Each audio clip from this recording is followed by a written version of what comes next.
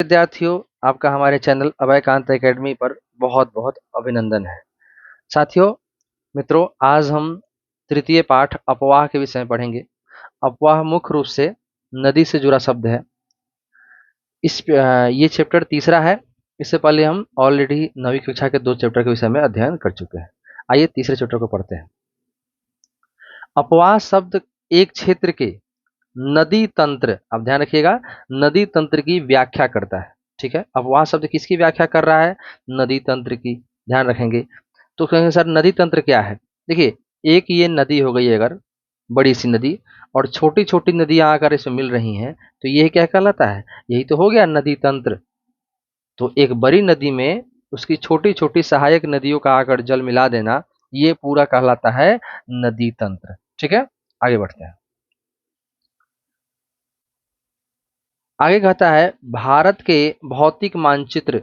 आपके चैप्टर 2 में भी भौतिक मानचित्र दिया हुआ था, आपके पास होगा भी, उसको देखिए। मैं बार बार कहता हूँ, भूगोल पढ़ने से पहले एटलस रख लीजिए। एटलीस्ट नहीं एटलस हो तो भारत का मानचित्र रख करके पढ़िए, क्योंकि भारत के विषय में ही पढ़ाया जाएगा इस पूरे पुस्तक में, 9वीं कक्षा में। आप पाएंगे कि विभिन्न दिशाओं से छोटी छोटी धाराएं आकर एक साथ मिल जाती हैं तथा एक मुख्य नदी का निर्माण करती है। अंततः इनका निकास किसी बड़े जलाशय में, जलाशय जहां पे जल इकट्ठा होता है, जहां पे जल इकट्ठा होता है उस जलाशय कहते हैं, उस जलाशय में मिल जाती है। जैसे किसमें मिलती है? तो झील में मिलती है, समुद्र में मिल जाती है, या फिर बड़े महासागर में मिल जाती है। ठीक है, समुद्र जो होता है वो महासागर से छोटा होता है, ध्यान रखिएगा। ठीक है, तो जो नदियां हैं अपना जल समुद्र या महासागर में ही तो मिलाती है, या जाकर झील में गिर जाती है नदी। एक नदी तंत्र द्वारा जिस क्षेत्र का जल प्रवाहित होता है उसे एक अपवाह द्रोणी कहते हैं। तो ये जो शब्द आपने अपवाह पढ़ा था, इस अपवाह से एक और नया शब्द इसमें जुड़ गया, क्या? द्रोणी। क्या शब्द जुड़ा? द्रोणी। तो अपवाह द्रोणी क्या होता है? तो अपवाह द्रोणी होता है एक नदी तंत्र में उस क्षेत्र से, जैसे एक नदी हो गई, ठीक है, जैसे ये एक नदी हो गई, और ऐसे आप समझिए कि उस क्षेत्र से मिलने वाली सभी छोटी छोटी नदियां आकर के क्या करेंगी? उसमें अपना जल मिला देंगी, और यही किसका निर्माण कर देगा? ये इसी को आप कह सकते हैं अपवाह द्रोणी या नदी तंत्र। ठीक है, चलिए आगे समझते हैं इसको।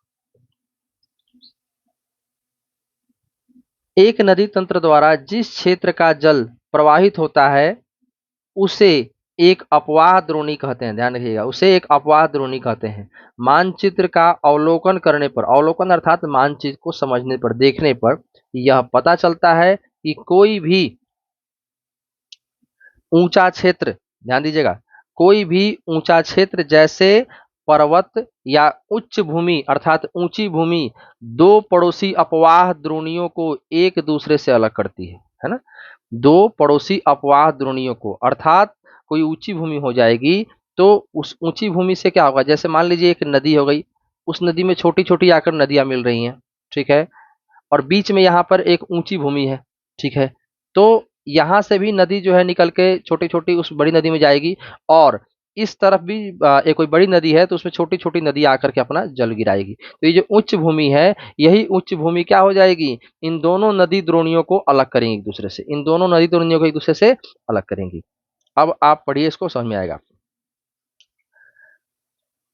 तो पर्वत या उच्च भूमि जो होती है वो दो पड़ोसी अपवाह द्रोणियों को एक दूसरे से क्या करती है? अलग करती है। इस प्रकार की उच्च भूमि को जल विभाजक कहते हैं, याद रखिएगा। तो जल विभाजक, विभाजक क्या होता है? जो जल को बांट देता है। विभाजक मतलब बंटवारा करने वाला, बांटने वाला। तो इस प्रकार जब दो नदी द्रोणियों के बीच में कोई उच्च भूमि होगी, तो या कोई पर्वत बीच में आ जाता है, पर्वत भी तो उच्च भूमि के समान ही है, तो ये जो होगा ये किसका कार्य करेगा? ये जल विभाजक का कार्य करेगा, ध्यान रखिएगा। आगे लिखता है, क्या आप जानते हैं? बिल्कुल नहीं जानते हैं, बताओगे तब तो जानेंगे। चलिए पढ़ते हैं। विश्व की सबसे बड़ी अपवाह द्रोणी अमेजन नदी की है। अर्थात विश्व की सबसे बड़ी नदी द्रोणी किसकी है, या अपवाह द्रोणी किसकी है? तो अमेजन नदी की। अमेजन कहाँ है? अमेजन दक्षिण अमेरिका में पड़ता है, याद रखिएगा। दक्षिण अमेरिका, जो आपका दक्षिण अमेरिका या दक्षिण अमेरिका बोलते हैं, ये आपका जो कॉन्टिनेंट है, जो महादेश है, महाद्वीप है, उसमें ये नदी आ जाती है। ठीक है, एक और प्रश्न आपके लिए आ गया। ज्ञात कीजिए भारत में किस नदी की अपवाह द्रोणी सबसे बड़ी है? हालांकि मैं आपको बता देता हूं, भारत में किस नदी की अपवाह द्रोणी सबसे बड़ी है, आप देखेंगे भी तो समझ में आएगा। वो है हमारी गंगा। ठीक है, गंगा नदी जो है इसकी अपवाह द्रोणी सबसे बड़ी है। आइए आगे बढ़ते हैं। भारत में अपवाह तंत्र, आइए देखते हैं, क्योंकि भारत के विषय में मुख्य रूप से पढ़ना है अपवाह तंत्र के विषय में। भारत के अपवाह तंत्र का नियंत्रण मुख्यतः भौगोलिक आकृतियों के द्वारा होता है। बिल्कुल, भारत का अपवाह तंत्र जो है, यहाँ जो भौगोलिक आकृतियां जैसे पर्वत, पठार, उच्च भूमि इत्यादि है, उसी के हिसाब से असमतल मैदान है, उसी के अनुसार जो है यहाँ अपवाह तंत्र का निर्माण होगा। इस आधार पर भारतीय नदियों को दो मुख्य वर्गों में विभाजित किया गया है। कितने वर्गों में विभाजित किया गया है? दो मुख्य वर्गों में विभाजित किया गया है। वे दो मुख्य वर्ग कौन कौन से है? पहला है आपका हिमालय की नदियां तथा दूसरा प्रायद्वीपीय नदियां। तो हिमालय की नदियों के विषय में भी पिछली कक्षाओं में हमने थोड़े बहुत बात कर लिया था, और प्रायद्वीपीय नदियों के विषय में भी थोड़ी बहुत बातें की थी। आज उनको हमने विस्तार से पढ़ेंगे। भारत के दो मुख्य भौगोलिक क्षेत्रों से उत्पन्न होने के कारण हिमालय तथा प्रायद्वीपीय नदियां एक दूसरे से भिन्न है। ध्यान रखिएगा, क्योंकि दोनों की जो भौगोलिक आकृति है वो भिन्न भिन्न है। हिमालय अत्यधिक ऊंचा है, जिसके कारण यहाँ ग्लेशियर्स या हिमानी पाई जाती है, जिससे यहाँ पे 12 मास अर्थात पूरे 12 महीने जल निकलता रहता है, और यही जल नदियों का निर्माण करता रहता है। इसीलिए हिमालय, ध्यान से सुनिएगा, हिमालयी नदियां 12 मासी नदियां कहलाती हैं। जबकि जो दक्षिण भारत है या प्रायद्वीपीय भारत है, वहाँ की जो प्रायद्वीपीय नदियां हैं वे वर्षा जल पर निर्भर करती हैं। उनमें वर्ष भर जल नहीं पाया जाता है। वर्षा के दिनों में यहाँ जल बढ़ जाता है और बाकी दिनों में यहाँ जल कम रहता है या सूख जाता है। ठीक है, आगे लिखता है हिमालय की अधिकतर नदियां 12 मासी है। जो मैंने अभी बता दिया आपको, नदियां होती है, इनमें वर्ष भर पानी रहता है। मैंने अभी आपको बताया क्यों रहता है, यही बताया, क्योंकि इन्हें वर्षा के अतिरिक्त ऊंचे पर्वतों से पिघलने वाले हिम द्वारा भी जल प्राप्त होता है। हिमालय की दो मुख्य नदियां सिंधु तथा ब्रह्मपुत्र, याद रखिएगा, पर्वतीय श्रृंखला के उत्तरी भाग से निकलती है। जब हिमालय देखेंगे तो हिमालय के भी उत्तर से निकलती है कौन? दो नदी, सिंधु तथा ब्रह्मपुत्र, याद रखिएगा। सिंधु मुख्य रूप से और ब्रह्मपुत्र दोनों। ठीक है, याद रखिएगा। इन नदियों ने पर्वतों को काट कर गार्जों का निर्माण किया है। देखिए, हमने आपको पिछले कक्षा में बताया था गार्ज किसे कहते हैं। हमने बताया था कि किस प्रकार ये नदी, जब पर्वत ऊंचे हो रहे थे, जब हिमालय का निर्माण हो रहा था, ठीक है, तो जब निर्माण हो रहा था, क्योंकि अभी समझाए थे आपको, फिर से एक बार थोड़े थोड़े थोड़े से, जब हिमालय का निर्माण हो रहा था, ध्यान दीजिए, जब निर्माण हो रहा था तो ऐसी परिस्थिति में यहाँ से मान लीजिए कि कोई नदी निकल रही थी पहले से, क्योंकि अभी बताया गया आपको कि सिंधु और ब्रह्मपुत्र ये पहले की नदियां हैं, हिमालय के निर्माण से पहले बह रही हैं।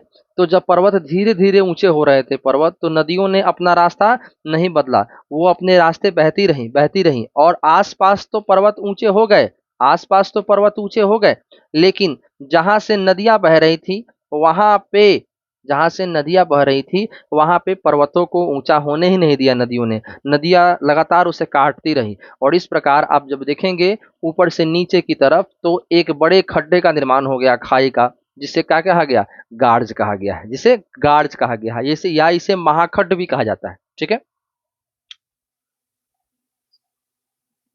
चलिए आगे देखते हैं। तो पर्वतों को काटकर गार्जों का निर्माण किया है। हिमालय की नदियां अपने उत्पत्ति के स्थान से लेकर, जहां से उनका जन्म होता है, जहां से वो निकलती हैं नदियां, वहां से लेकर समुद्र तट तक के लंबे रास्ते को तय करती है।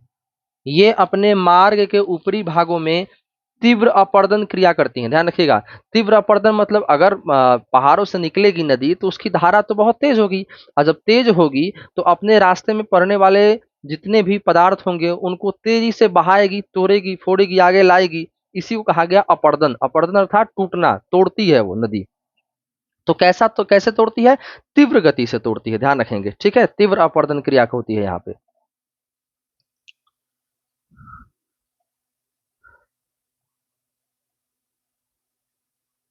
चलिए यहां से देखिए, नीचे होगा, हाँ यहाँ है। अपरदन क्रिया करती हैं तथा अपने साथ भारी मात्रा में क्या सिल्ट बालू संवहन करती है। संवहन मतलब बहा कर लाती है। मध्य एवं निचले भागों में, जब यह हिमालय से उतरने के बाद मध्य एवं निचले भागों में आती हैं उत्तर भारत के, तो ये नदियां विसर्प का निर्माण करती है, गोखुर झील का निर्माण करती है तथा अपने बाढ़ वाले मैदानों में बहुत सी अन्य निक्षेपण आकृतियों का निर्माण करती हैं। ये पूर्ण विकसित डेल्टाओं का भी निर्माण करती है। अभी आइए हम समझेंगे तीन चार मेन नाम क्या क्या। पहले विसर्प, फिर गोखुर झील, उसके बाद हम समझेंगे डेल्टा को। डेल्टा हालांकि आपको मैं बता चुका हूं, फिर भी आप समझेंगे। इस चित्र को ध्यान से देखेंगे, ठीक है। अब देखिए, ये चूंकि ये पहाड़ी एरिया है, ये ऊंचा सा एरिया, ध्यान देंगे।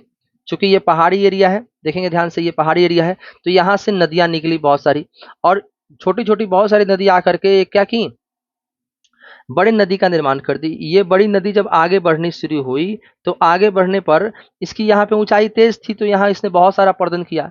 फिर नदी पहुंची कहाँ, मध्य भाग में। नदी कहाँ पहुंची, फिर मध्य भाग में पहुंची। और मध्य भाग में पहुंचने पर जब नदी का ढाल धीमा हुआ, तब नदी यहाँ इस प्रकार से बहना शुरू हुई। चूंकि आप देखिए, ये लगता है सर्प की तरह, सर्प अर्थात सांप की तरह लगता है, ध्यान समझिएगा, सर्प अर्थात सांप की तरह लगता है। नदियां इस प्रकार से आपको यहाँ पे मिलेंगी। तो इसीलिए ध्यान समझिएगा, इस नदी को यहाँ कहा जाता है कि नदी विसर्प कर रही है, विसर्प की तरह अर्थात विशेष सर्प की तरह चल रही है। इसीलिए इसी क्षेत्र में नदियां किसका निर्माण करती है, आगे देखिए यहाँ पे, नदियां विसर्प का निर्माण करती हैं। किसका निर्माण करती है बच्चे, विसर्प का निर्माण करती है, ठीक है। मध्य भाग में ध्यान रखेंगे, नदियां जब आगे बढ़ती हैं तो यहाँ गोखुर झील का निर्माण करती हैं। अभी हम बताएंगे गोखुर झील का निर्माण कैसे करती हैं, गोखुर झील क्या होता है। गोखुर झील का निर्माण करती हैं, ठीक है। ये आपका गोकुल झील है, देखिए ध्यान से। अच्छा, गोकुल झील के बाद क्या होता है, निचला भाग, और निचले भाग में नदियां जब पहुंचती है तो यहाँ क्योंकि यहाँ समंदर मिल जाता है इनसे, इस एरिया में समंदर मिल जाता है, तो यहाँ पहुंचते पहुंचते इनका ढाल बहुत धीमा हो जाता है, तो अपने साथ बहाए कर लाए गए अवसादों को यही पाट देती है, और इसीलिए यहाँ पर क्या होता है, इनकी धाराएं बट जाती हैं, और इसीलिए यहाँ किसका निर्माण हो जाता है, डेल्टा का निर्माण हो जाता है। किसका निर्माण हो जाता है, डेल्टा का। तो अब आपको समझना है गोकुल झील, कि सर गोकुल झील का निर्माण कैसे होता है, थोड़ा समझा देते हैं, मैं बता देता हूँ आपको। देखिए,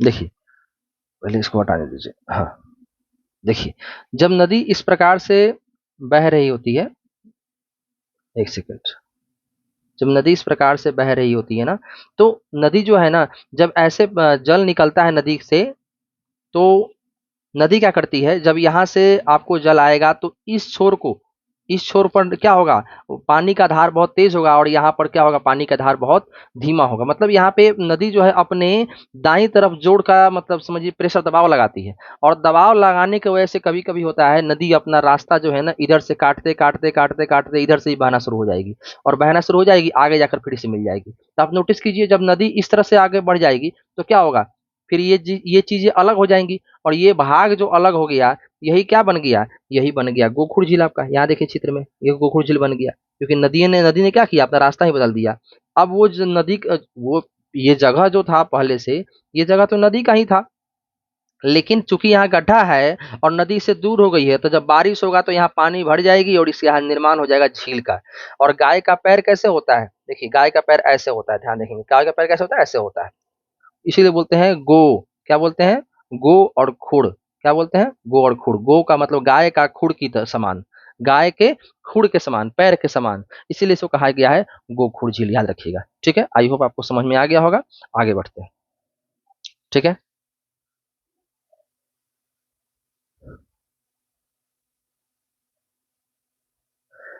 आगे कहा जाता है, ठीक है, आगे कहा जा रहा है कि अधिकतर प्रायद्वीपीय नदियां मौसमी होती है। जो मैंने बताया आपको कि जब वर्षा का मौसम होता है तो प्रायद्वीपीय नदियों में जल भर जाता है, क्योंकि इनका प्रवाह वर्षा पर निर्भर करता है, जो मैंने बताया आपको। शुष्क मौसम में बड़ी नदियों का जल भी घटकर शुष्क मौसम में बड़ी नदियों का जल भी घटकर छोटी छोटी धाराओं में बहने लगता है। हिमालय की नदियों की तुलना में प्रायद्वीपीय नदियों की लंबाई कम तथा छिछली है। ये तो मैंने आपको कल ही बताया था। चैप्टर 2 पढ़ाते हुए। तो जो प्रायद्वीपीय नदियां हैं इनकी लंबाई भी कम है तथा ये छिछली हैं, क्योंकि ये चट्टानी नदियां हैं या चट्टान पर बहती हैं, ठीक है, इसलिए छिछली होती हैं। फिर भी इनमें से कुछ केंद्रीय उच्च भूमि से निकलती है। याद है सेंट्रल हाईलैंड जो केंद्रीय उच्च भूमि है, मैं बताया था आपको, मालवा का पठार वगैरह, तथा पश्चिम की तरफ बहती हैं। तो उच्च भूमि से निकलने वाली कुछ नदियां किधर की ओर बहती हैं? पश्चिम की ओर बहती है। क्या आप इस प्रकार की दो बड़ी नदियों को पहचान सकते हैं?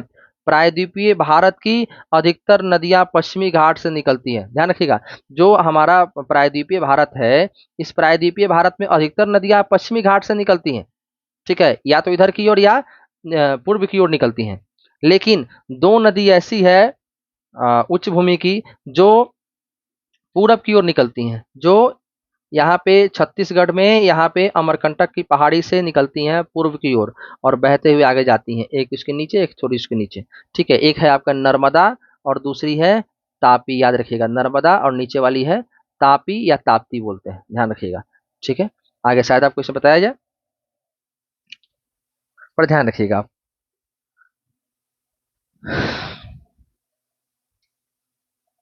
आगे लिखता है ये कि तथा बंगाल की खाड़ी की तरफ बहती है। तो वही बात है, इधर में जो पूर्व से ओर बहने वाली नदियां हैं, पश्चिम से पूर्व की ओर, वो कहाँ जाएंगी? वो बंगाल की खाड़ी में जाएंगी, ठीक है। हिमालय की नदियों को पढ़ते हैं। सिंधु, गंगा तथा ब्रह्मपुत्र, ये तीन मुख्य नदियां हैं जिनके कारण उत्तर भारत के मैदानी क्षेत्र का निर्माण हुआ है। ध्यान रखिएगा, उत्तर भारत में जो आपका पंजाब से लेकर के हरियाणा, उत्तर प्रदेश, बिहार, झारखंड का कुछ हिस्सा एवं पश्चिम बंगाल जो है, जो इसका जो निर्माण हुआ है, यहाँ पे जो मिट्टियां हैं या स्थल हैं, इनका निर्माण इन्हीं तीन मुख्य नदियों की मिट्टी से हुआ है, सिंधु, गंगा तथा ब्रह्मपुत्र। ये कहाँ से निकलती हैं? तो हिमालय से निकलने वाली प्रमुख नदियां हैं। ये नदियां लंबी है तथा अनेक महत्वपूर्ण एवं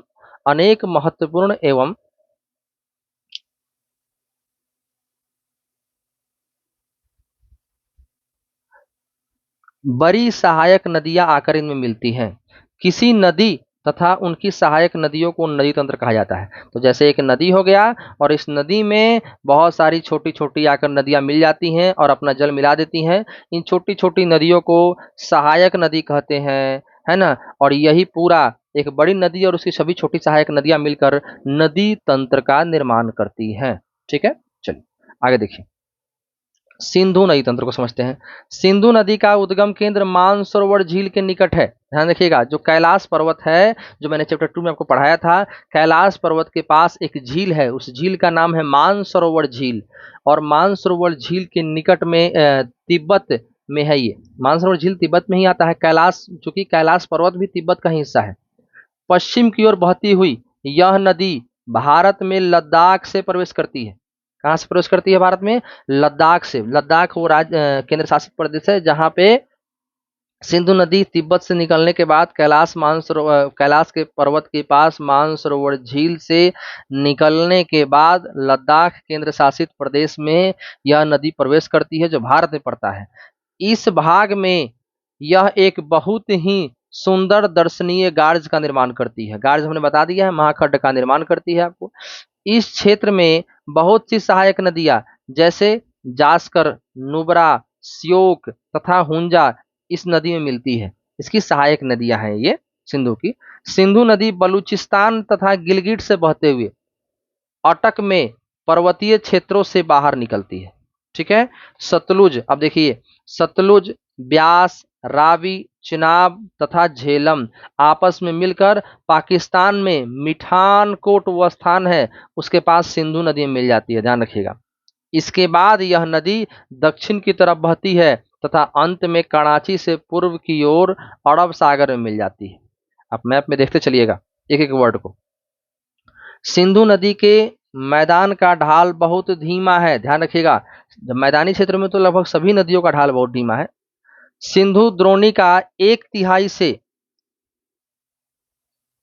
कुछ अधिक भाग भारत के जम्मू कश्मीर में, लद्दाख में, हिमाचल में तथा पंजाब में तथा शेष भाग पाकिस्तान में स्थित है, याद रखिएगा। 2900 किलोमीटर लंबी सिंधु नदी विश्व की लंबी नदियों में से एक है, ठीक है, ध्यान रखिएगा। क्या आप जानते हैं सिंधु जल समझौता, ये पढ़ लीजिए, परीक्षा में प्रश्न पूछ देता है इसके विषय में। सिंधु जल समझौता कब हुआ था? तो 1960 में हुआ था, याद रखिएगा। और इसके जो नियम बने, अनुच्छेद अर्थात जो नियम बने, उसके अनुसार भारत इस नदी के प्रक्रम के संपूर्ण जल का, अर्थात इस नदी के तंत्र का, मतलब नदी से जुड़े हुए इसकी जितनी सहायक नदियां हैं उनसे जुड़े हुए सभी जल का केवल 20% जल उपयोग कर सकता है। इस जल का उपयोग हम पंजाब, हरियाणा एवं राजस्थान के दक्षिण पश्चिम भागों में किस लिए करते हैं बच्चे? सिंचाई के लिए करते हैं। ठीक है, देखिएगा, पंजाब, हरियाणा एवं राजस्थान के क्षेत्रों में करते हैं, जो 20% जल मिलता है उसका सिंचाई के लिए। अब पढ़ेंगे हम किसको? गंगा नदी तंत्र को। देखिए, गंगा नदी तंत्र महत्वपूर्ण है, भारत की सबसे महत्वपूर्ण नदी है गंगा।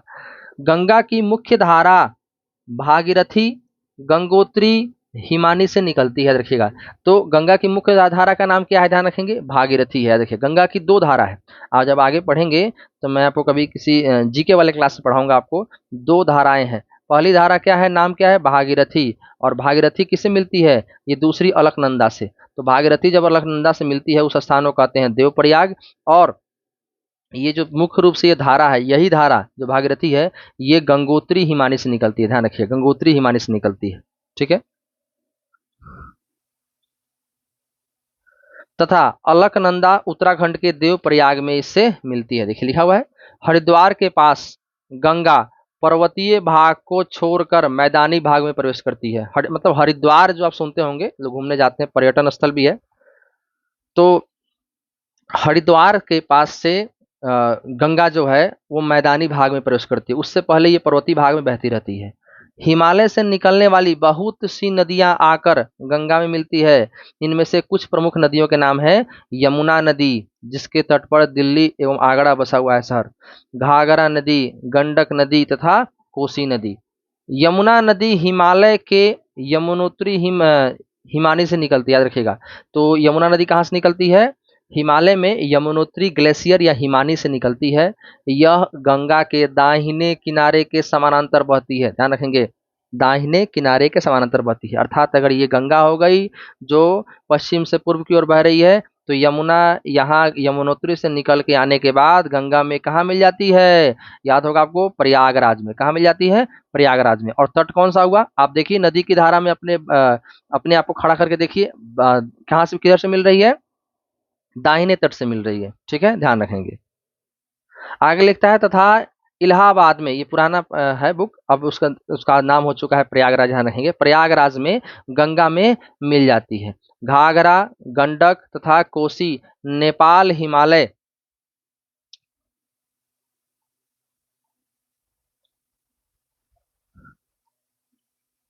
नेपाल हिमालय से निकलती है।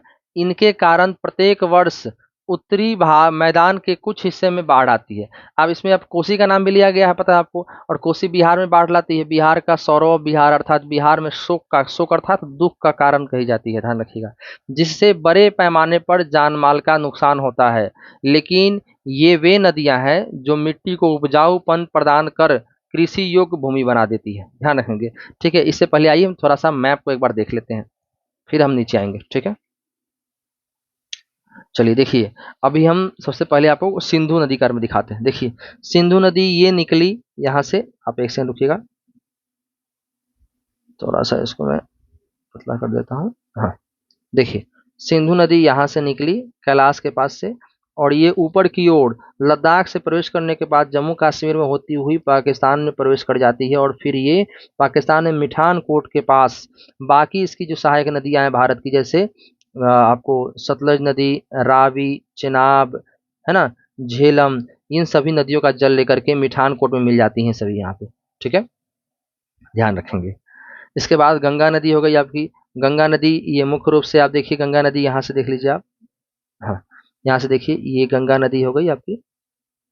ठीक है, गंगा नदी हो गई। यहाँ दो धाराएं मिलती हैं। कहाँ पे दो धाराएं मिलती हैं? देवप्रयाग में। ये हो गई ऊपर वाली भागीरथी, नीचे वाली हो गई अलकनंदा, और दोनों देवप्रयाग में मिली। और यहाँ से फिर ये नदी आगे बढ़ती है, आगे बढ़ते हुए, और यहाँ पे देखिए ये पड़ जाता है आपका, ये पड़ जाता है आपका प्रयागराज, इसमें यमुना नदी जो यमुनोत्री से निकलती है वो साइड से आकर के दाहिने तट से आके मिल जाती है। ये यमुना की सभी सहायक नदियाँ हो गई, चंबल, बेतवा, यहाँ टोन, केन्स और भी नदियाँ हैं, ठीक है। और ये आगे बढ़ती है। सोन नदी देखिए यहाँ पर, सोन नदी ये छत्तीसगढ़ से होकर के आकर के सोन नदी मिल जाती है गंगा में। और इस प्रकार गंगा नदी जो है वो बिहार से होती हुई, बिहार में ही देखिए कोसी नदी आकर मिल रही है, गंडक मिल रही है, घाघरा मिल रही है, ठीक है, ये सब गंगा से मिल रही है। गंगा बहते हुए पश्चिम बंगाल होते हुए कहाँ पहुंच जाती है? बांग्लादेश। और बांग्लादेश में इस नदी से देखिए, यहीं से आप ऊपर देखिए, ऊपर में तिब्बत में देखिए, यहाँ से निकलती है नदी आपकी ब्रह्मपुत्रा, जिसको सांगपो रिवर भी बोलते हैं, यारलंग सांगपो भी बोलते हैं। और ये सीधे 1200 किलोमीटर के आसपास दूरी तय करती है चाइना में। और फिर ये प्रवेश करती है कहाँ से? आपको दिहांग से प्रवेश करती है, दिहांग गार्ज का निर्माण करते हुए यहाँ पर गार्ज का निर्माण करती है। और फिर इस नदी को भारत में प्रवेश करने पर दिहांग नाम से जाना जाता है, और फिर आगे आने पर असम में इसे ब्रह्मपुत्र नाम से जाना जाता है। देखिए ब्रह्मपुत्र नदी, इसी नदी को। और ये ब्रह्मपुत्र फिर आगे जाते हुए बांग्लादेश में चली जाती है और आके कहाँ किससे मिल जाती है? गंगा से। गंगा में ब्रह्मपुत्रा नदी को जमुना कहते हैं, याद रखेंगे, जमुना, यमुना नहीं, जमुना कहते हैं। और फिर ये नदी, दोनों नदी आगे बढ़ती है और अपना जल लेकर के कहाँ गिराती है? बंगाल की खाड़ी में। तो ये कुछ हो गया। इसी प्रकार से अब नीचे की ओर देख लीजिए, कृष्णा नदी देखिए यहाँ पर महाराष्ट्र से निकलती है, ठीक है। और नीचे तुंगभद्रा नदी हो गई, कृष्णराज सागर यहाँ डैम हो जाता है, झील है यहाँ पे, ठीक है। ये कावेरी नदी है, पेनगंगा, है ना। अच्छा, और दो बताया था आपको मैं, जहाँ से सोन नदी निकल के ऊपर जो आ रही थी, बीच में देखिए, बीच में मैप में ऊपर में, तो यहाँ सोन नदी यहाँ से निकल के ऊपर की ओर जा रही थी। यहीं से एक और नदी निकली है, देखिए कौन सी नदी है ये? नर्मदा नदी, ठीक है। और इसके नीचे तो कौन सी नदी है? तापी नदी, जो मैंने बताया था आपको, ठीक है। इसके नीचे आएंगे, यहाँ देखिए गोदावरी नदी, यहीं पे होगा इसकी गोदावरी नदी। तो ये कुछ नदियाँ हैं जिसका आप ध्यान रखिएगा। नवीं क्लास कक्षा में आपसे अधिक तो नहीं पूछेगा, लेकिन फिर भी ध्यान रखिएगा आप, ठीक है। ये देखिए देवप्रयाग में दिखाया जा रहा है आपको, देखिए देवप्रयाग में क्या दिखाया जा रहा है।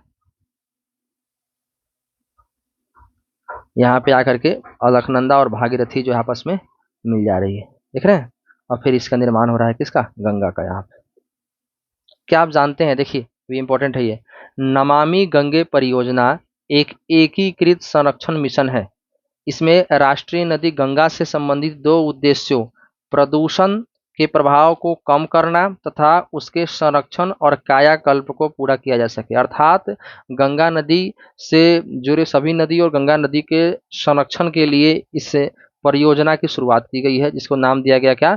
नमामि गंगे, याद रखेंगे, ठीक है। इसको प्रदूषण से, इस नदी को प्रदूषण से बचाने के प्रयास किए गए। आइए आगे देखते हैं। प्रायद्वीपीय उच्च भूमि से आने वाली मुख्य सहायक नदियां कौन है? चंबल, बेतवा तथा सोन, ठीक है। सोन गंगा की सहायक नदी, चंबल और बेतवा किसकी थी? याद कीजिए, यमुना की सहायक नदी, जो यमुना प्रयागराज में गंगा से मिल रही थी। ये अर्ध शुष्क क्षेत्रों से निकलती है। अर्ध शुष्क अर्थात कि मतलब आधा सूखा और आधा गीला, ऐसे समझिए कि बारिश जब होगा तो यहाँ गीले हो जाएंगे, बाकी समय सूखी रहती है। ऐसे क्षेत्रों से ये नदियां निकलती हैं, इन पठारी क्षेत्र से निकलती हैं मेनली। इनकी लंबाई कम तथा इनमें पानी की मात्रा भी कम होती है, मैंने ही बताया आपको। ज्ञात कीजिए कि ये नदियां कैसे तथा कहाँ से गंगा में मिलती है। तो ये आप एक होमवर्क ले लीजिए इसको, ठीक है। हालांकि मैंने आपको बताया भी है सोन कहाँ से निकल रही है, चंबल, बेतवा वगैरह, लेकिन फिर भी आप इसको होमवर्क को उतार लीजिए और फिर से देखिए इसको मैप में। बाएं तथा दाहिने किनारे की सहायक नदियों के जल से परिपूर्ण होकर गंगा पूर्व दिशा में बहती हुई पश्चिम बंगाल के फरक्का तक बहती है, ठीक है, ध्यान रखिएगा। पश्चिम बंगाल में कहा? फरक्का तक बहती है। यह गंगा डेल्टा का सबसे उत्तरी बिंदु है। गंगा डेल्टा का, गंगा नदी जिस डेल्टा का निर्माण कर रही है उससे उत्तरी बिंदु है फरक्का। यहाँ नदी दो भागों में बढ़ जाती है, ध्यान रखिएगा, भागीरथी, हुगली, है ना। भागीरथी, हुगली, मतलब ये नदी जो है, उस नदी को गंगा में जब दो धारा में बढ़ती है तो दो धारा में बढ़ जाती है। एक कहलाता है क्या? भागीरथी, दूसरी क्या है? सॉरी, भागीरथी हुगली कही जाती है। यही हुगली आप याद कीजिए, इसी हुगली नदी के तट पर एक क्या बोलते हैं उसको, वो है शहर बसा हुआ है। आपको होमवर्क है इसे, मैं बता दूं आपको, चलिए बता ही देता हूँ आपको। ये कलकत्ता है, कलकत्ता जो है हुगली नदी के तट बसा हुआ है, ठीक है। जो इसकी क्या है? वितरिका है। वितरिका क्या होती है? जब एक नदी बहना शुरू हुई और आगे जाकर के दो छोटी छोटी धाराओं में बट गई तो क्या कहलाया? ये कहलाता है वितरिकाएं, उसी नदी की वितरिकाएं कहलाती है, ठीक है, ध्यान रखिएगा।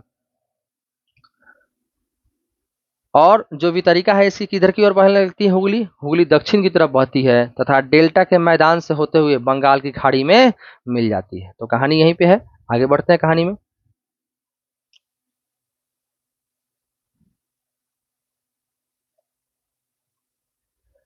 मुख्य धारा दक्षिण की ओर बहती हुई बांग्लादेश में प्रवेश करती है। ध्यान रखिएगा, जो मेन धारा थी, जैसे ये गंगा नदी बहते हुए जा रही थी, याद होगा आपको, और एक दक्षिण की ओर चली जाती है जो कहलाती है हुगली, और मुख्य धारा पश्चिम बंगाल में प्रवेश कर जाती है। ठीक है, तो ये हुगली हो गई और ये वाली धारा मुख्य धारा हो गई गंगा की। ठीक है, एवं ब्रह्मपुत्र नदी इससे आकर मिल जाती है। मैंने आपको मैप में दिखाया था कि गंगा से किस प्रकार बांग्लादेश में ब्रह्मपुत्र नदी मिल रही थी। अंतिम चरण में गंगा और ब्रह्मपुत्र समुद्र में क्या हो जाती है, विलीन होने से पहले, मतलब मिलने से पहले मेघना नाम से जानी जाती है, याद रखेंगे। तो अंतिम चरण में गंगा और ब्रह्मपुत्र समुद्र में मिलने से पहले किस नाम से जानी जाती है, मेघना के नाम से जानी जाती है, याद रखिएगा। मतलब गंगा ऊपर से ब्रह्मपुत्र आई और इधर से गंगा गई, दोनों मिल गई, दोनों मिलकर आगे बढ़ी, तो इसे कहा गया मेघना। जो बाद में जो दोनों के मिलने से उधारा बनी, उस उधारा को क्या नाम दिया गया, मेघना नाम दिया गया, ध्यान रखेंगे। ठीक है, गंगा एवं ब्रह्मपुत्र के जल वाली यह वृहद नदी बंगाल की खाड़ी में मिल जाती है, ध्यान रखेंगे। इन नदियों के द्वारा बनाए गए डेल्टा को सुंदरवन डेल्टा के नाम से जाना जाता है, जो विश्व के सबसे बड़े डेल्टाओं में से एक है, याद रखिएगा। अच्छा, क्या आप जानते हैं, क्या जानना है, तो सुंदरवन डेल्टा का नाम वहां पाए जाने वाले सुंदरी पादप से लिया गया है। सुंदरी पादप मतलब सुंदरी नाम का जो पौधा है, जो वृक्ष है, इस वृक्ष के नाम पर यहाँ पे जो डेल्टा है, उस पूरे डेल्टा को सुंदरवन डेल्टा कहा जाता है। सुंदर पेड़ की वजह से, और वन जंगल है, इस वन में सुंदर नामक पेड़ मिलता है। सुंदरवन डेल्टा विश्व का सबसे बड़ा एवं तेजी से वृद्धि करने वाला डेल्टा है। यहाँ रॉयल बंगाल टाइगर भी पाए जाते हैं। प्रश्न पूछ जाता है, रॉयल बंगाल टाइगर कहाँ पाए जाते हैं, तो रॉयल बंगाल टाइगर जो है वो सुंदरवन डेल्टा के अंतर्गत पाए जाते हैं। गंगा की लंबाई कितनी है, 2500 किलोमीटर, ध्यान देंगे कितनी है, 2500 किलोमीटर। और हिमालय की लंबाई बताइए, कमेंट में बताइए हिमालय की लंबाई कितनी है, जल्दी बताइए, से अधिक है। चित्र 3.4 देखें, चलिए देख लिया जाए। मैंने आपको ऐसे दिखा दिया है चित्र 3.4, फिर भी आप देखना चाहें तो देख लीजिए। इसी में मैंने आपको गंगा दिखाया था। ठीक है, ये पूरा गंगा ही बताया था मैंने आपको, ये पूरा जो है ये आपको गंगा ही बताया था मैंने आपको, किस प्रकार आगे जा रहा था। ये ब्रह्मपुत्रा इसमें आकर के मिल रही थी, याद होगा आपको, है ना, मैंने बताया है ब्रह्मपुत्रा मिल रही थी। और इस संयुक्त धारा को मेघना कहा गया, बाद में ये कहाँ मिल गई है, बंगाल की खाड़ी में चली गई है। ठीक है, आइए देखते हैं। क्या आप गंगा नदी के अपवाह तंत्र को पहचान सकते हैं, अभी मैंने दिखाया आपको। अंबाला नगर सिंधु तथा गंगा नदी तंत्रों के बीच जल विभाजक पर स्थित है, ध्यान रखिएगा। अंबाला जो है, अंबाला बिल्कुल जो पंजाब में पड़ता है, ये सिंधु तथा गंगा नदी तंत्र के बीच में एक शहर बसा हुआ है। ठीक है, इसलिए, और ऊंचा भूमि है, इसलिए इसे जल विभाजक कहा जाता है। अंबाला से सुंदरवन तक मैदान की लंबाई लगभग कितनी है, 1800 किलोमीटर, याद रखिएगा। अंबाला से सुंदरवन तक मैदान की लंबाई लगभग कितनी है, 1800 किलोमीटर, परंतु इसके ढाल में गिरावट मुश्किल से 300 मीटर है, ध्यान रखिएगा। परंतु इसका जो ढाल है उसमें गिरावट कितना है, मुश्किल से 300 मीटर है। दूसरे शब्दों में प्रति 6 किलोमीटर की दूरी पर ढाल में गिरावट केवल 1 मीटर है, ध्यान रखिएगा। जो इसकी ढाल है उसमें जब 6 किलोमीटर आगे बढ़ते हैं तो 1 मीटर घट जाता है। 1 मीटर अर्थात 100 सेंटीमीटर लगभग, इसलिए आप अंदाजा लगा लिए 100 सेंटीमीटर कितना होता है, 1 मीटर कितना होता है। इसलिए इन नदियों में अनेक बड़े बड़े विसर्प बन जाते हैं। ठीक है, विसर्प मतलब वही जो बताया था आपको, विसर्प जो नदियां नीचे नीचे जाने पर बनाती रहती हैं। ब्रह्मपुत्र नदी के अंदर देखते हैं। ब्रह्मपुत्र नदी तिब्बत की मानसरोवर झील के पूर्व में तथा सिंधु एवं सतलुज के स्रोतों के काफी नजदीक से निकलती है। मैंने ब्रह्मपुत्र को दिखाया भी है आपको कि ये तिब्बत में मानसरोवर झील के पूर्व में राकस ताल से निकलती है, जो नहीं बताया गया है। सिंधु एवं सतलुज स्रोतों के काफी नजदीक से जो कैलाश पर्वत है, जो कैलाश पर्वत है उसी पर्वत के पास झील, बहुत सारे झील हैं, बहुत सारे झील हैं। तो उसी में से मानसरोवर झील से निकलती है कौन, आपको ये क्या बोलते हैं उसको, क्या बोलते हैं, सिंधु। और ये जो आपकी नदी है, क्या नाम है उसका, ब्रह्मपुत्रा, ये निकलती है राकस ताल से, और निकलने के बाद किधर की ओर बहती है, पूर्व की ओर बहती है, याद होगा। और भारत में और अरुणाचल प्रदेश में प्रवेश कर रही थी, जो मैंने मैप में दिखाया आपको, मैप सामने है तो देख सकते हैं आप। ठीक है, इसकी लंबाई सिंधु से कुछ अधिक है, परंतु इसका अधिकतर मार्ग भारत से बाहर स्थित है, ठीक है, क्योंकि मैंने बताया था आपको कि ब्रह्मपुत्र नदी 1200 उत्पत्ति के बाद 1200 किलोमीटर तक ये तिब्बत में बहती है। यह हिमालय के समानांतर पूर्व की ओर बहती है, याद रखिएगा, हिमालय के समानांतर, जैसे जैसे हिमालय पश्चिम से पूर्व की ओर आगे की ओर मुड़ा हुआ है, आगे गया हुआ है, उसी प्रकार ये हिमालय के समानांतर ब्रह्मपुत्र नदी आगे की ओर बढ़ती है। नामचा बड़वा शिखर, याद रखिएगा, जिसकी ऊंचाई 7,757 मीटर है, उसके पास पहुंचकर यह अंग्रेजी के यू अक्षर है ना, कैसे यू अक्षर, अंग्रेजी के यू अक्षर, जैसे मैंने बताया था आपको, याद है, सिंधु ब्रह्मपुत्र इस प्रकार बहते हुए आगे जाते हुए एकदम से ऐसे मुड़ जा रही थी, याद है ना आपको, जहाँ पे यहाँ अरुणाचल प्रदेश था ऊपर में, यहाँ पे तो इस तरह से यू बन जा रहा है, देखेंगे आप तो क्या बन जा रहा है, यू बन जा रहा है। तो वही कह रहा है क्या कि यू अक्षर के समान मोर बनाती है और मोर बनाकर भारत के अरुणाचल प्रदेश में गार्ज के माध्यम से प्रवेश करती है। गार्ज क्या होता है मैंने बता चुका हूं आपको पहले ही। यहाँ इसे दिहांग के नाम से जाना जाता है तथा दिबांग, लोहित, केनुला एवं दूसरी सहायक नदियां इससे मिलकर आपस में ब्रह्मपुत्र का निर्माण करती है। कहाँ पे, असम में ब्रह्मपुत्र का निर्माण, अर्थात ब्रह्मपुत्र नाम से इसे असम में जाना जाता है। तो ये सारी नदियां, लोहित, केनुला और दूसरी सहायक नदियां जब इसमें दिबांग वगैरह अपना जल लाकर मिला देती है, तब तक ये असम में पहुंचती है और असम में इसे ब्रह्मपुत्र के नाम से जानते हैं। क्या आप जानते हैं ब्रह्मपुत्र को तिब्बत में सांगपो कहा जाता है, मैंने बताया आपको, सांगपो या यारलंग सांगपो, ठीक है। एवं बांग्लादेश में जमुना कहा जाता है, मैं पहले ही बता चुका हूं आपको कि ब्रह्मपुत्र को बांग्लादेश में जमुना, ठीक है, असम में ब्रह्मपुत्र और जो तिब्बत है वहां पर सांगपो रिवर के नाम से जाना जाता है। आइए देखते हैं आगे।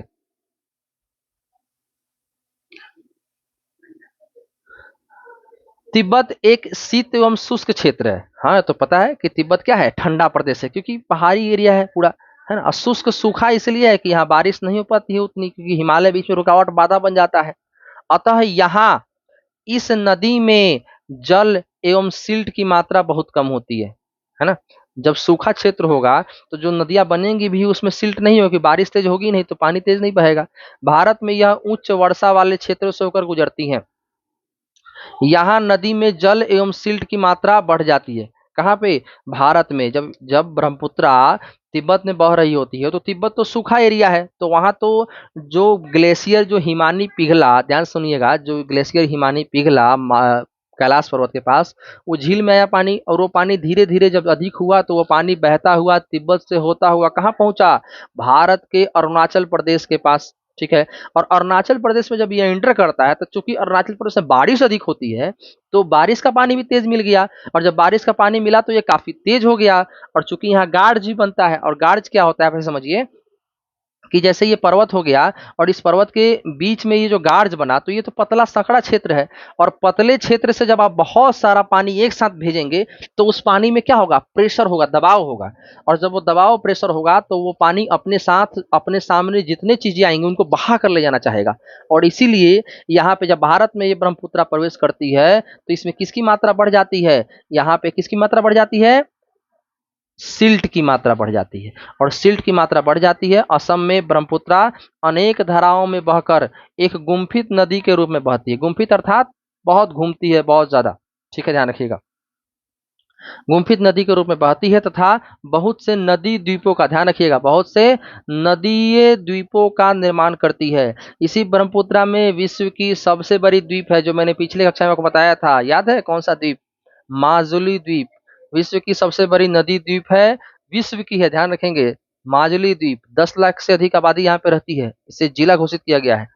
क्या आपको ब्रह्मपुत्र के द्वारा बनाए गए विश्व के सबसे बड़े नदीय द्वीप का नाम याद है, पिछले कक्षा में पढ़ा था आपको, आपने याद होना चाहिए आपको, मैंने ये बता भी दिया आपको।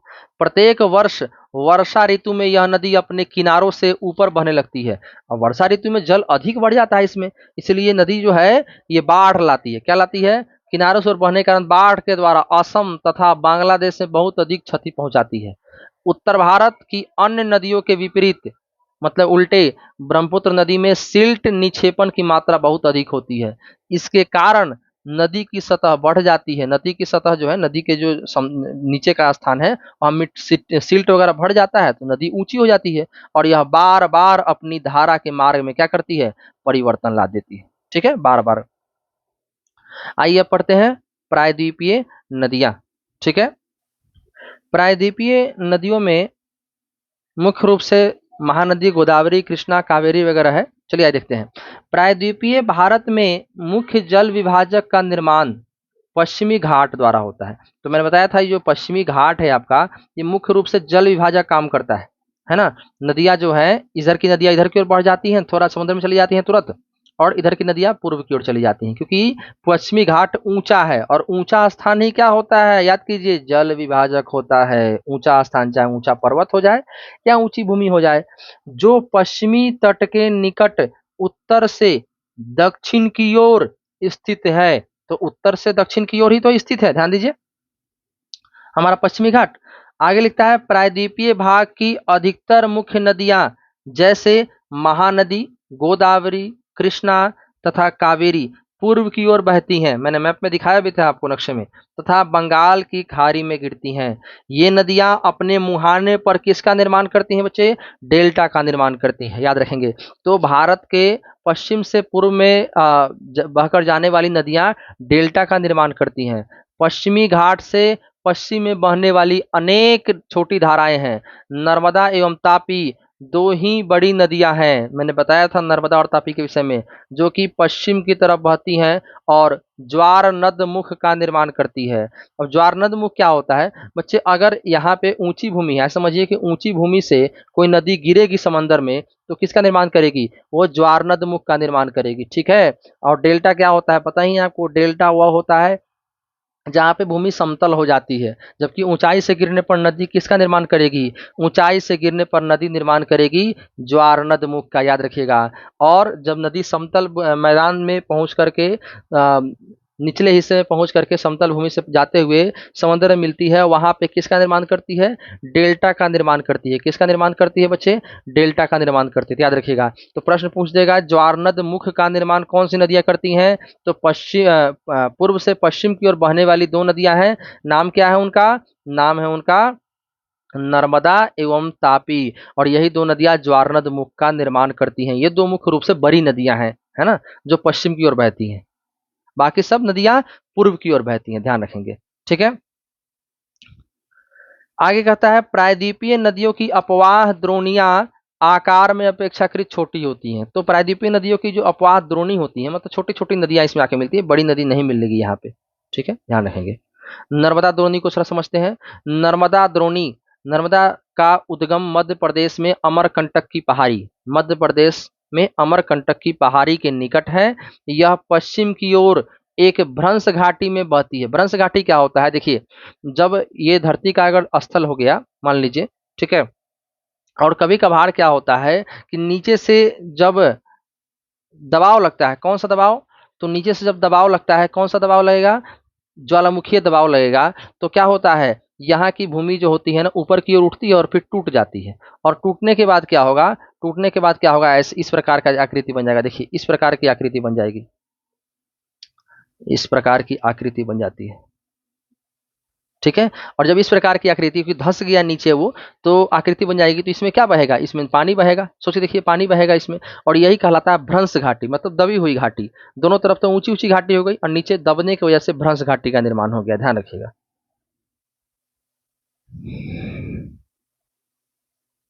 समुद्र तक पहुंचने के क्रम में यह नदी बहुत से दर्शनीय स्थलों का निर्माण करती है। जबलपुर के निकट संगमरमर के सैलों में यह नदी गहरे गार्ज से बहती है, तथा जहां यह नदी तीव्र ढाल से गिरती है, वहां धुआंधार प्रपात का निर्माण करती है। इसको जलप्रपात भी कहा जाता है बच्चे, ठीक है, याद रखिएगा। नर्मदा की सभी सहायक नदियां बहुत छोटी हैं। इनमें से अधिकतर समकोण पर मुख्य धारा से मिलती है। समकोण अर्थात एक नदी इस प्रकार से बह रही है, एक नदी सीधे आकर मिल गई इससे, तो देखो समकोण बन गई, है ना, 90 डिग्री एंगल बन गया यहाँ पे। तो ऐसी आप समकोण नदियां, समकोण पर आकर के सहायक नदी आकर मिल जाती है, ठीक है। नर्मदा द्रोणी मध्य प्रदेश, गुजरात के कुछ भागों में विस्तृत है, ठीक है, याद रखिएगा। आगे बढ़ते हैं। क्या आप जानते हैं, नर्मदा नदी के संरक्षण के लिए मध्य प्रदेश सरकार द्वारा नमामि देवी सर्वदे परियोजना शुरू की गई है ना, याद रखिएगा। आप इसके बारे में इस वेबसाइट पर जान भी सकते हैं। अब मैं आपसे एक प्रश्न पूछता हूँ कि गंगा नदी के लिए कौन सी परियोजना शुरू की गई है, कमेंट में जरूर लिखेंगे, ठीक है। एक्टिविटी कीजिएगा तो याद रहता है, कमेंट में लिखिएगा तो लंबे समय तक याद रहता है। आइए तापी द्रोणी को समझते हैं। तापी द्रोणी अर्थात तापी नदी और उसकी सहायक नदियां। तापी का उद्गम मध्य प्रदेश के बैतूल जिले में होता है। ये महाराष्ट्र और मध्य प्रदेश के बॉर्डर पड़ता है बैतूल जिला, ठीक है। सतपुरा की श्रृंखलाओं में है। तापी का उद्गम मध्य प्रदेश के बैतूल जिले में सतपुरा की श्रृंखलाओं में है। यह भी नर्मदा के समानांतर एक भ्रंश घाटी में बहती है, याद रखिएगा। कहाँ बहती है? नर्मदा के समानांतर भ्रंश घाटी, वही भ्रंश घाटी जो मैंने आपको बताया था, है ना, याद है ना। भ्रंश घाटी में बहती है, लेकिन इसकी लंबाई बहुत कम है, नर्मदा से कम लंबाई है इसकी। इसकी द्रोणी मध्य प्रदेश, गुजरात तथा महाराष्ट्र राज्य में स्थित है। अरब सागर तथा पश्चिमी घाट के बीच का तटीय मैदान बहुत अधिक संकीर्ण अर्थात बहुत पतला है, इसलिए तटीय नदियों की लंबाई बहुत कम है, ठीक है। पश्चिम को की ओर बहने वाली मुख्य नदियां कौन है? साबरमती, माही, भारतपुजा तथा पेरियार है। ये पश्चिम की ओर बहती है। अर्थात इसका कहने का तात्पर्य ये है कि देखिए, जो पश्चिम की नदियां हैं यहाँ पर, चूंकि यहाँ पे जल विभाजक काम करता है पश्चिमी घाट, और यहाँ पे थोड़ा तट भी है, तो तटीय क्षेत्रों में क्या होता है, जब बारिश होती है तो जब वर्षा वर्षा तेजी से होगी तो तेजी से पानी उस पर्वत को दूसरी तरफ तो नहीं जा पाएगा, तो इस तरफ छोटी छोटी नदियां का निर्माण हो गया है ना। और तेजी से वो नदियां बह करके कहाँ मिल जाती हैं? अरब सागर में मिल जाती हैं, अरब सागर में मिल जाती हैं, भारत के पश्चिम छोर पर। तो उन्हीं में कुछ नदियां हैं, जैसे साबरमती, माही, भारतपुजा तथा पेरियार, है ना। ठीक है, आगे बढ़ते हैं। आगे लिखता है क्या कि उन राज्यों के नाम बताइए जहां ये नदियां बहती है। ये आपका होमवर्क है, ठीक है, ये आपका होमवर्क है। उन राज्यों के नाम बताना है आपको, कमेंट में लिखिए, ठीक है, कि साबरमती, माही, भारत तथा पेरियार किन किन राज्यों में पड़ती है। जितना एक्टिविटी कीजिएगा उतने लंबे समय तक आपको याद रहने वाला है। आइए दक्षिण भारत की प्रमुख नदी गोदावरी नदी को पढ़ते हैं। गोदावरी द्रोणी। गोदावरी सबसे बड़ी प्रायद्वीपीय नदी है, याद रखिएगा। दक्षिण भारत की सबसे बड़ी प्रायद्वीपीय नदी गोदावरी, ठीक है। यह महाराष्ट्र के नासिक जिले में पश्चिमी घाट की ढालों से निकलती है। इसकी लंबाई लगभग कितनी है? 1500 किलोमीटर। यह बहकर बंगाल की खाड़ी में मिलती है, मतलब पश्चिम से पूर्व की ओर जा रही है। प्रायद्वीपीय नदियों में इसका अपवाह तंत्र सबसे बड़ा है, ध्यान रखिएगा। प्रायद्वीपीय नदियों में इसका अपवाह तंत्र सबसे बड़ा है। एक चीज ध्यान रखिएगा कि जो प्रायद्वीपीय भारत है उसमें पश्चिमी हिस्सा उठा हुआ है और पूर्वी हिस्सा धंसा हुआ है ना। जब हाथ को आप अपने हाथ को लीजिए और हाथ के पश्चिम हाथ के एक तरफ को ऊंचा कीजिए, दूसरी तरफ को थोड़ा झुकाइए, इस प्रकार से बना है। इसी कारण पश्चिम से पूर्व की ओर ज्यादातर नदियां बहकर जाती है, सिवाय दो नदी। कौन सी नदी थी? नर्मदा और तापी, क्योंकि दोनों भ्रंश घाटी में बढ़ रही थी, गड्ढे में बह रही थी, इसलिए वो पश्चिम की ओर जा रही थी। बाकी सारी नदियां पश्चिम से पूर्व की ओर बहती है। इसकी द्रोणी महाराष्ट्र नदी द्रोणी का 50% भाग है। अर्थात गोदावरी में नदी जो है उस नदी में महाराष्ट्र की जो नदियां हैं उनका 50% हिस्सा इसमें आ जाता है। मध्य प्रदेश, ओडिशा तथा आंध्र प्रदेश में भी स्थित है। अर्थात ये एक पूरी नदी है ऐसे मान लीजिए, तो इस नदी का आधा हिस्सा अर्थात गोदावरी का 50% किस राज्य में? महाराष्ट्र में, तथा बचा हुआ 50% हिस्सा मध्य प्रदेश में, ओडिशा में तथा आंध्र प्रदेश में स्थित है, ठीक है।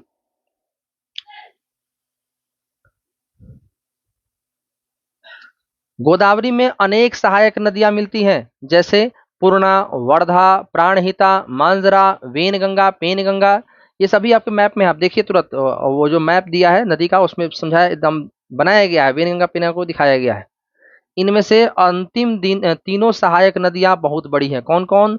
मांजरा, वेनगंगा और पेनगंगा। बड़े आकार और विस्तार के कारण इसे किस नाम से जाना जाता है? दक्षिण गंगा के नाम से भी जाना जाता है, रखिएगा। दक्षिण गंगा के नाम से किसे जाना जाता है? गोदावरी को, याद रखिएगा। ग से गोदावरी, ग से गंगा, याद रखिए। उत्तर भारत में गंगा ही सबसे बड़ी नदी, भारत की सबसे बड़ी नदी गंगा। पर दक्षिण भारत में जाते हैं तो ग से गंगा, ग से गोदावरी, गोदावरी कहलाती है दक्षिण की गंगा या दक्षिण गंगा, ठीक है, रखेंगे। महानदी द्रोणी समझते हैं। महानदी का उद्गम छत्तीसगढ़ की उच्च भूमि से है। महानदी नदी का जो उद्गम है वो छत्तीसगढ़ की उच्च भूमि से है, छत्तीसगढ़ राज्य देखिए। तथा यह उड़ीसा से बहते हुए बंगाल की खाड़ी में मिल जाती है। इस नदी की लंबाई 860 किलोमीटर है। इसकी अपवाह द्रोणी महाराष्ट्र में, छत्तीसगढ़ में, झारखंड में तथा उड़ीसा में है, ध्यान रखेंगे। अपवाह द्रोणी क्या होता है, देखिए महाराष्ट्र में ये महानदी नहीं जाती है, लेकिन महाराष्ट्र से निकलने वाली कुछ नदियां, महाराष्ट्र से निकलने वाली कुछ नदियां आकर के महानदी मिल जाती हैं, तो अपवाह द्रोणी तो कहलाएगा ना, ध्यान रखिएगा।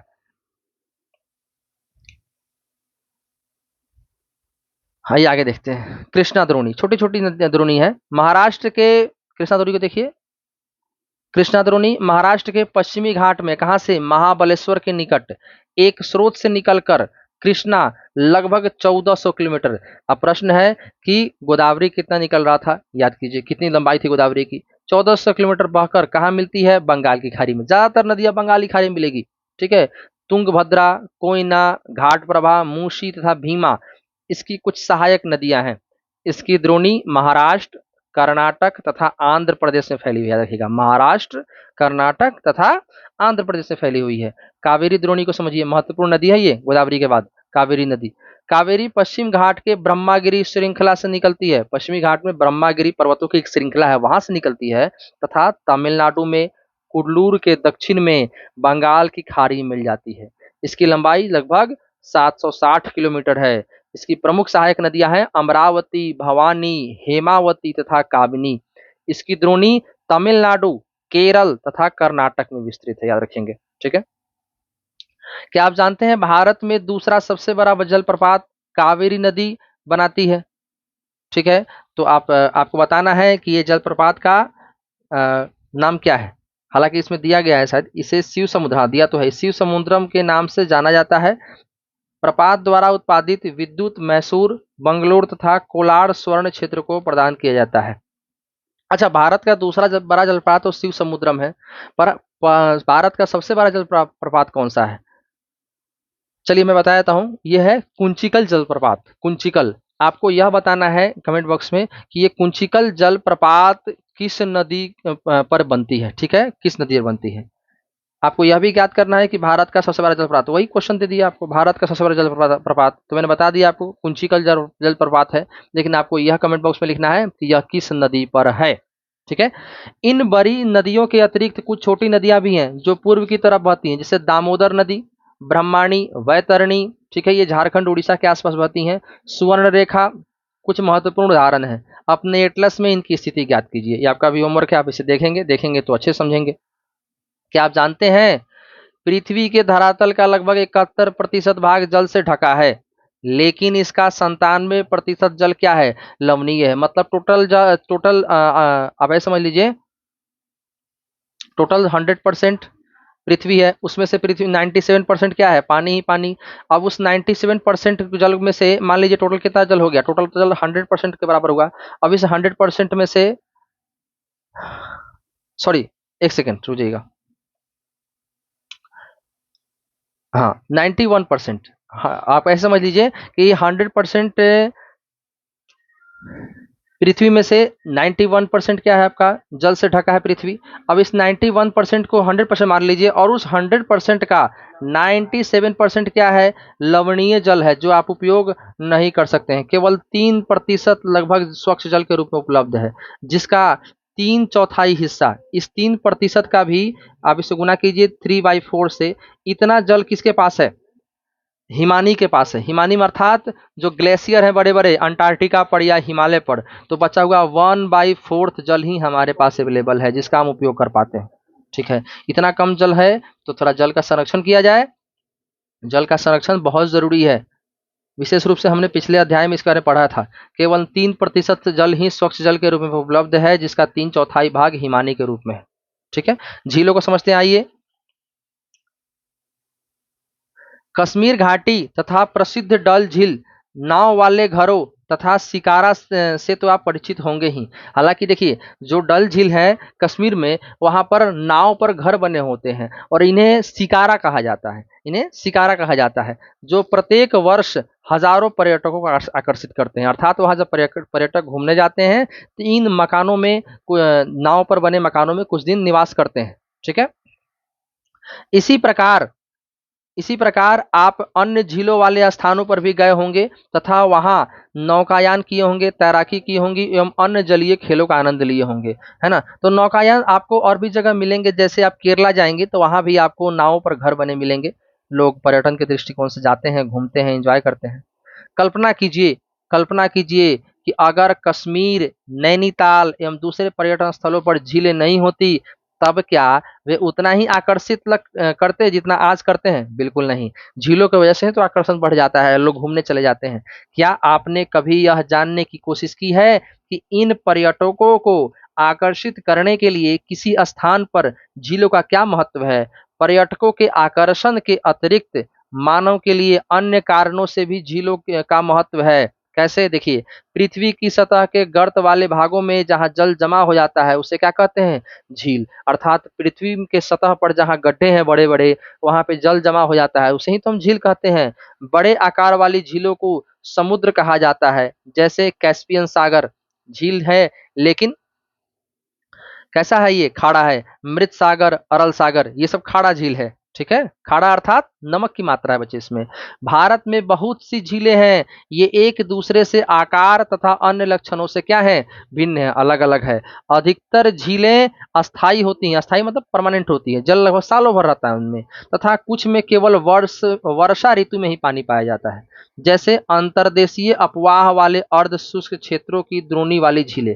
अंतर्देशीय अर्थात अपने देश के भीतर में ही स्थित जल वाले क्षेत्र। ठीक है, यहाँ कुछ ऐसी झीलें हैं जिनका निर्माण हिमालयों एवं बर्फ की चादर की क्रिया के फलस्वरूप हुआ है, जबकि कुछ अन्य झीलों का निर्माण वायु, नदियों एवं मानवीय क्रियाओं के कारण हुआ है। अर्थात मानव के क्रियाकलापों की वजह से भी कुछ झीलों का निर्माण हुआ है। ठीक है, ध्यान रखेंगे। और कुछ झीलें हैं वो किसके कारण हुआ है? उनका निर्माण भौतिक क्रियाओं के कारण हुआ है। एक विसर्प, विसर्प याद है, नदी बनाती है। एक विसर्प नदी बाढ़ वाले क्षेत्र में कटकर गोखुड़ झील का निर्माण करती है। याद है गोखुड़ झील बताए थे। ठीक है, स्पीट तथा बार रोधिका तटीय क्षेत्रों में लैगून का निर्माण करते हैं। अब देखिए क्या होता है, जैसे ये तट है, ठीक है, अब तट के क्षेत्र में क्या होगा कि जैसे छोटे से एरिया में, ऐसे समझ लीजिए, ऐसे समझ लीजिए कि एक छोटे से एरिया में क्या होगा, अगर ये जल, समुद्र का जल आ करके पृथ्वी आपके एरिया के मतलब भारत के क्षेत्रफल के भीतर में कहीं पे अगर पानी भर गया है, तो उसे ही हम क्या नाम से बुलाते हैं? उसे हम क्या बोलते हैं? स्पीड तथा बार, या कभी लैगून का निर्माण करते हैं, अर्थात लैगून भी कहते हैं, ध्यान रखिएगा। लैगून भी, जैसे एक आपको एग्जाम्पल देते हैं, पिछली कक्षा मैंने पढ़ाया था आपको चिल्का झील के बारे में। चिल्का झील भारत का खारे पानी का सबसे बड़ा झील है, जो उड़ीसा राज्य में पाया जाता है, और यह उत्कल तट पर पाया जाता है। तो ये जो चिल्का झील है, ये भी क्या है? एक प्रकार का लैगून है। लैगून अर्थात जिसमें खारा पानी भर जाता है। भारत के तट तट के भीतर का क्षेत्र जहां पर समुद्र का पानी आकर के और उसे झील का निर्माण कर देता है, भर देता है उस गड्ढे को, तो उस गड्ढे को लैगून के नाम से जाना जाता है, याद रखेंगे। जैसे चिल्का झील, पुलिकट झील तथा कोलेडू झील, एग्जाम्पल दे ही दिया। अंतर्देशीय भागों, अंतर्देशीय भागों वाले झीलें कभी कभी मौसमी होती हैं। उदाहरण के लिए राजस्थान के सांबर झील, राजस्थान में सांबर झील है, जहाँ पे बारिश के समय पानी भर जाता है। जो कैसी झील है? एक लवणीय झील, याद रखिएगा, लवण अर्थात इस झील से नमक बनाया जाता है बच्चे, लवण वाली झील है ये। इसके जल का उपयोग नमक के निर्माण के लिए किया जाता है। मीठे पानी की अधिकांश झीलें हिमालय क्षेत्र में है। ये मुख्यतः हिमानी द्वारा बनी होती है। हिमानी मतलब बर्फ के पिघलने द्वारा, जो बर्फ ग्लेशियर है उनके पिघलने से। दूसरे शब्दों में ये तब बनी जब हिमानियों ने या कोई द्रोणी गहरी बनाई, ठीक है, जो बाद में हिम पिघलने से क्या हो गई? बढ़ गई। तो ये हिमालयी क्षेत्र में जब बड़े बड़े गड्ढे बन गए और उस गड्ढों में जाकर के बर्फ के पानी भर गए, तो इन झीलों का निर्माण हो गया। या किसी क्षेत्र में शिलाओं अथवा मिट्टी से हिमानी मार्ग बंध गए। ठीक है, शिलाओं अर्थात देखिए कोई क्षेत्र है, ऐसा समझिए कि किसी क्षेत्र में आकर के बड़ा पत्थर आया और खड़ा हो गया। अब उस पत्थर के आगे पानी जा ही नहीं पा रहा है, और पत्थर जहां गिरा वहां गड्ढे हो गए, तो उस क्षेत्र में तो जल बढ़ जाएगा बाद बाद में, और यही जल क्या कहलाएगा? झील का निर्माण हो जाएगा यहाँ पे। ठीक है, अब देखिए आगे लिखता है, इसके विपरीत जम्मू तथा कश्मीर की वुलर झील भूगर्भीय क्रियाओं से हुई। भूगर्भीय अर्थात भूमि के गर्भ में होने वाली क्रियाएं, भूकंपीय क्रियाएं वगैरह से हुई है या ज्वालामुखी क्रियाओं की वजह से हुई है। यह भारत की सबसे बड़ी मीठे पानी वाली प्राकृतिक झील है। कौन सी?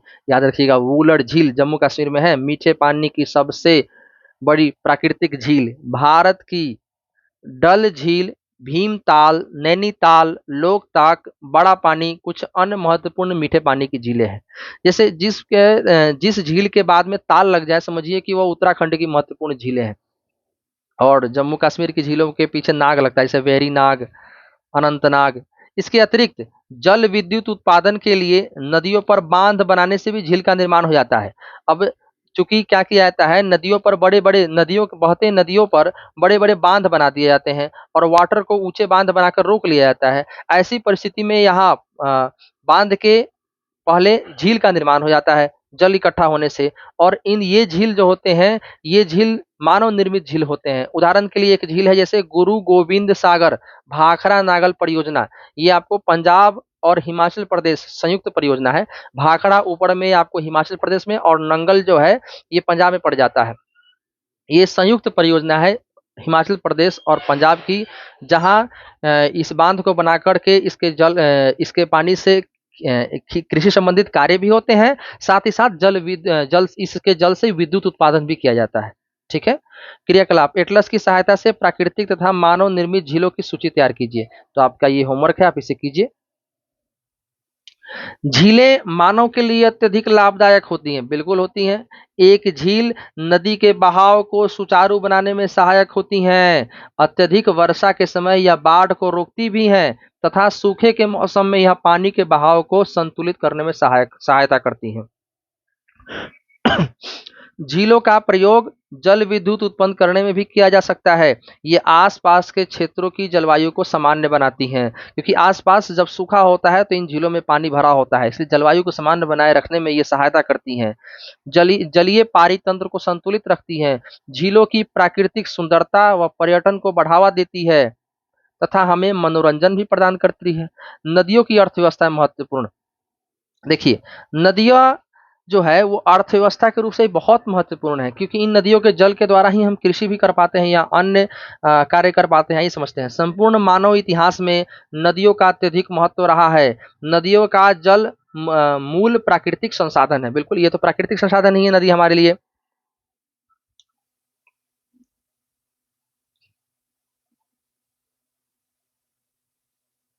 अनेक मानवीय क्रियाकलापों के लिए यह अनिवार्य है नदी। यही कारण है कि नदियों के तट ने प्राचीन काल में ही आदिवासियों को अपनी ओर आकर्षित किया।